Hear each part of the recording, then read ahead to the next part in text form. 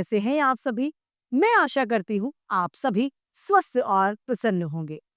आज हम हमारा पाठ बबली के पत्र पापा के नाम को पढ़ेंगे और समझेंगे। पत्र वैसे एक सबसे अच्छा साधन है अपने विचारों को प्रकट करने का। तो आइए इन पत्रों को पढ़ते हैं। ये है हमारा पाठ 12 बबली के पत्र पापा के नाम। पत्र एक साहित्य की आधुनिक विद्या है। संपर्क के अन्य साधनों के होने के बावजूद भी पत्र का अपना ही एक अलग स्थान है, अपना ही एक अलग वजूद है। उसके माध्यम से व्यक्ति अंतरंगता और आत्मीयता के भाव अनुभव कराता है और ये पाठ इसी से संबंधित है। आइए पढ़ते हैं। बबली अपने पापा की लाडली यानी प्रिय बिटिया है, बेटी है। पापा उसकी हर फरमाइश यानी हर इच्छा पूरी करते हैं। वह भी पापा की हर बात मानती है। घर में सभी उसे पापा की चमची कहते हैं। जो पापा की बात मानती है वह पापा की चमची है। अपने इस नाम को सुनकर उसे कभी भी गुस्सा नहीं आता, वरन बल्कि वो खुश हो जाती है कि लोग मुझे पापा की चमची कहते हैं। बबली के चाचा जबलपुर में रहते हैं। पिछली छुट्टियों में उसके चाचा उसे जबलपुर ले गए। जबलपुर में बबली की चचेरी बहन यानी चाचा की बेटी पिंकी उसकी हम उम्र है। वे दोनों बहनें भी हैं और सहेलियां भी हैं। बबली को देखते ही पिंकी खुशी से उछल पड़ती है। दोनों बहनें गले मिलती हैं और फिर स्कूल के किस्से कहानियां शुरू हो जाती, अपनी बातें बताने लगती हैं। बातें थी कि खत्म ही नहीं हो रही थी। एक दूसरे को बात अपने बारे में, हमारे स्कूल में ऐसे हुआ, ये हुआ, वो हुआ, ये सब बातें उनके बीच में चल रही थी और जो बातें खत्म ही नहीं हो रही थी। चाची जी ने खाना भी उन्हें जबरदस्ती खिलाया था। 2 दिन कैसे बीत गए पता ही नहीं चला। पर हर दिन बबली ने अपने पापा से फोन पर बात जरूर की थी। तीसरे दिन चाचा जी ने एक घोषणा की कि हम इस बार पंचमढ़ी घूमने जाएंगे। वाह, पिंकी और बबली सुनकर उछल पड़ी। वो बहुत खुश हो गई घूमने के नाम से। बबली ने तुरंत ही पापा को फोन किया। पापा, हम पंचमढ़ी जा रहे हैं। ठीक है बेटी, पर रोजाना मुझे वहां से एक पत्र लिखना, एक चिट्ठी लिखना, पापा ने कहा। बबली ने रोजाना पापा को पत्र लिखने का वादा किया और फोन रख दिया। पंचमढ़ी पहुंचकर बबली ने अपने वादे के हिसाब से पापा को पहला पत्र लिखा। वो लिखती है, पंचमढ़ी 16 जून 2000। प्यारे पापा, नमस्ते। आज हम सुबह 5 बजे जबलपुर से कार से रवाना हो गए हैं। 6 घंटे में हम पिपरिया पहुंच गए। पिपरिया अच्छा खासा एक शहर है जिसे पंचमढ़ी का द्वार कहते हैं। यहाँ एक ढाबे पर हमने नाश्ता किया। यहाँ से पंचमढ़ी केवल 52 किलोमीटर की दूरी पर स्थित है। नाश्ता करके हम आगे की यात्रा पर निकल पड़े हैं। घाटियों और पहाड़ी रास्तों से होते हुए हम मटकुली पहुंचे और वहां पर थोड़ी देर रुक गए। फिर हम हांडी खो देखने गए। हांडी खो एक गहरी और संकरी यानी पतली सी खाई है जिसमें लगभग 300 फुट ऊंची पहाड़ी चट्टानें हैं। पूरी खाई में हरियाली ही हरियाली मौजूद है। हांडी खो की सुंदरता में हम इतना खो गए कि हमें समय का पता ही नहीं चला। दिन छुपने से पहले हमें पंचमढ़ी पहुंच जाना चाहिए। हम चाचा जी ने कहा तो हम न चाहते हुए भी कार में बैठ गए, यानी मन नहीं हो रहा था उस सुंदरता की वजह से। पंचमढ़ी पहुंचने पर हमें आधा घंटा लगा। यहाँ पंचमढ़ी में हम एक धर्मशाला में रुके। चाचा जी ने हमसे पहले से यहाँ पर रुकने का इंतजाम कर रखा था। कल हम महादेव गुफा चौरागढ़ और जटाशंकर जाएंगे। मम्मी को नमस्ते, आपकी प्यारी बेटी बबली। आप जटाशंकर पंचमणि से उसने जो पत्र लिखा हुआ है, जटाशंकर पंचमणि 17 जून 2000।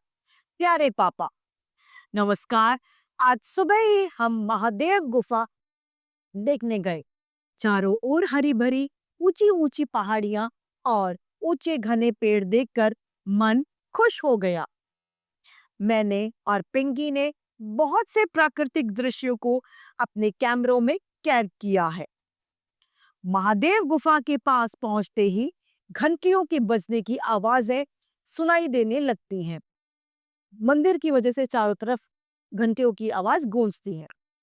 इस गुफा की ऊंचाई 300 फुट है। हम गुफा के अंदर भी गए। गुफा में हल्का सा प्रकाश यानी उजाला था। गुफा के बीच में पानी का एक कुंड था।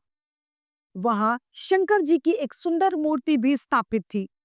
पूरा दृश्य बहुत ही सुंदर था। वहां से हम चौरागढ़ गए। सैकड़ों सीढ़ियां चढ़कर हम पहाड़ पर पहुंचे। चाचा जी तो काफी थक गए थे। उन्हें बीच बीच में आराम भी करना पड़ रहा था। पहाड़ की चोटी पर लंबा चौड़ा मैदान है, जहां पर एक सुंदर मंदिर बना हुआ है। उसकी ऊंचाई समुद्र तल से 4320 फुट है। वहां हमने बहुत देर तक विश्राम किया, यानी हम रुके। वहां से उतरकर हमें जटाशंकर जाना था। रास्ते में हमारी एक दूसरे परिवार से दोस्ती हो गई। उनके साथ 2 बच्चे भी थे। वो हमारे साथ एक दूसरे का हाथ पकड़कर उतराई यानी उतरने ढलान वाले रास्ते पर भागने लग गए। थोड़ी देर बाद वे दोनों जोर से चीखने लगे। शायद उनका संतुलन बिगड़ गया था। वो चाहकर भी अपने आप को नहीं रोक पा रहे थे। तभी अचानक से नीचे से आ रहे 2 लोगों ने उन्हें थाम लिया, उन्हें रोक लिया। नहीं तो पता नहीं उनका क्या होता। चाचा जी ने हमें समझाया कि कभी भी उतराई यानी ढलान पर भागना नहीं चाहिए। थोड़ी देर बाद हम जटाशंकर पहुंच गए। 2 पहाड़ियों के बीच में बहती हुई जलधारा बहुत ही सुंदर लग रही थी। जलधारा के किनारे पर एक गुफा में शिव जी की मूर्ति भी है। जटाशंकर के कई छोटे छोटे होटल जटाशंकर में बहुत सारे छोटे छोटे होटल और धर्मशालाएं हैं। हम आज की रात धर्मशाला में बिताकर सुबह की यात्रा पर निकलेंगे। शुभ रात्रि। आपकी प्यारी बिटिया बबली। अगला पत्र उन्होंने लिखा है राजेंद्र गिरी पंचमणि 18 जून 2000 को। प्यारे पापा, नमस्ते। आज सुबह 6 बजे बिना नहाए हम लोग बीफॉल प्रपात गए, यानी झरने बीफॉल गए। हमने सोचा कि हम वहीं पर स्नान करेंगे, नहाएंगे। बीफॉल में पानी 150 फीट की ऊंचाई से गिर रहा था। वहां तक पहुंचने के लिए 4 किलोमीटर नीचे उतरना था। हालांकि उतराई ज्यादा कठिन नहीं थी, फिर भी हमने हिम्मत नहीं हारी। वहां तक पहुंच ही गए। वहां आकर हमने स्नान किया। बीफॉल के रजत बीफॉल को रजत प्रताप भी कहा जाता है, क्योंकि उसका पानी बहुत सफेद होता है। चांदी के समान चमकती इसकी जलधार के कारण इसका यह नाम पड़ा है। पानी इतना साफ शुद्ध होता है, सफेद लगता है। बीफॉल पर हमने कॉफी पी। उसके बाद हम राजेंद्र गिरी चले गए। राजेंद्र गिरी एक ऊंची पहाड़ी है, जिस पर दूर दूर तक सुंदर जंगल फैले हैं। देश के प्रथम राष्ट्रपति स्वर्गीय डॉक्टर राजेंद्र प्रसाद के नाम पर इस पहाड़ी का नाम राजेंद्र गिरी पड़ा है। अब तक हम काफी थक गए थे, इसीलिए हमें राजेंद्र धर्मशाला में ही रुकना पड़ा। यहीं पर हमने रात का खाना खाया और आगे की यात्रा कल की। आपकी प्यारी बेटी बबली। अब ये पहुंच गए हैं धूपगढ़ पंचमढ़ी। अब ये पत्र 19 जून को लिखा गया है। प्यारे पापा, नमस्ते। आज सुबह 7 बजे हम बोरिया बिस्तर समेटकर पांडव गुफाएं देखने गए। कहते हैं कि इन 5 गुफाओं में अपने वनवास का कुछ समय पांडवों ने यहाँ पर काटा था।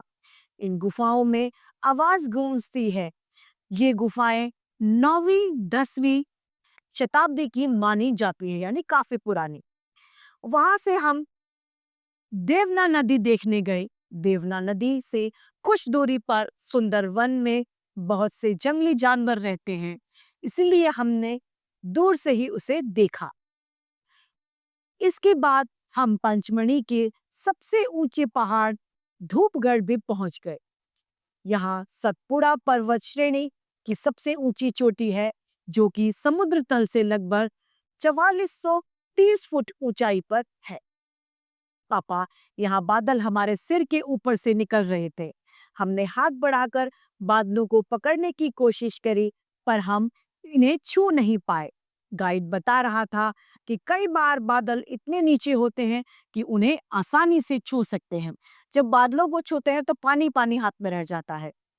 अगर आप माउंट एवरेस्ट पर जाएं तो भी गुरु शिखर पर माउंट टापू एक जगह है राजस्थान में। माउंट टापू पे अगर आप जाएंगे, वहां पर एक गुरु शिखर नाम की जगह है। गुरु शिखर पर बादल बादल जो हैं वो बहुत नीचे हैं और उन्हें छुआ जा सकता है। इसके बाद हम डचेस फॉल देखने गए। डचेस फॉल बिफॉल जैसा ही था। डचेस फॉल हमने दूर से ही देखा। वैसे भी अब हम बहुत ज्यादा थक गए थे। पापा, हमारे 4 दिन कैसे बीत गए, हमें समय का पता ही नहीं चला। आप और मम्मी भी हमारे साथ होते, आपकी प्यारी बेटी बबली।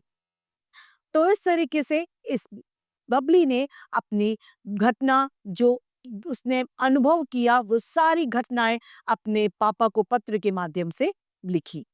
इसी के साथ हमारा ये पाठ पाठ समाप्त होता है। मैं आशा करती हूँ आप सभी को यह पाठ भली भांति रूप से समझ में आया होगा। आज के लिए इतना ही। फिर मिलते हैं। धन्यवाद।